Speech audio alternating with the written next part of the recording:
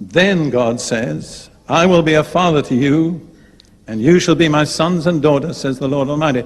God does not offer to be unconditionally father to anybody who wants it. He says, I'll be a father if you meet my conditions.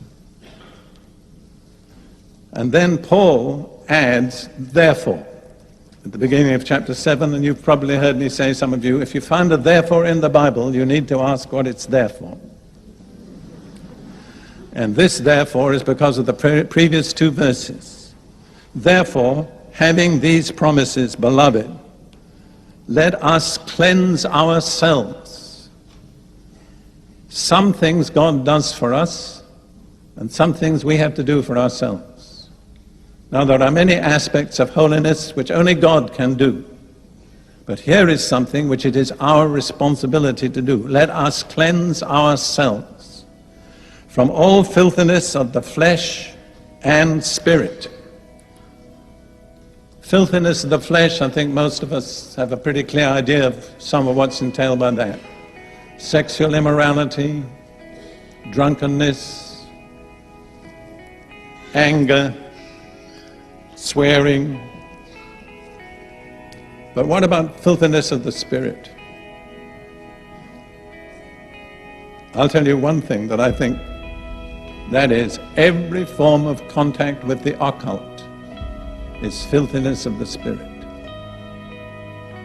And many, many Christians today, often unknowingly, are involved in the occult.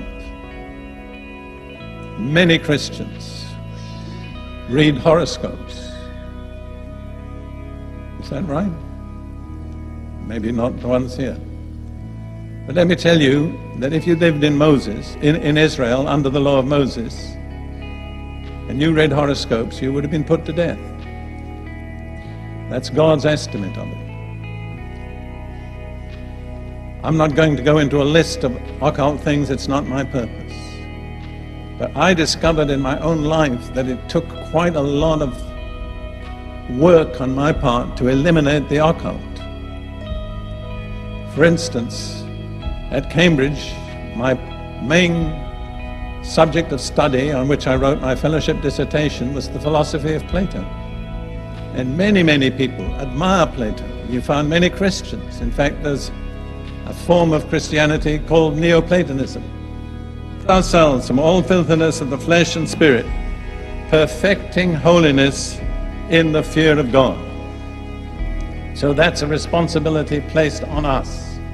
I could spend the rest of this evening talking about how to do it, but that's not my theme. My theme is we're responsible to do it. This is not something God will do for us. This is something He tells us to do for ourselves.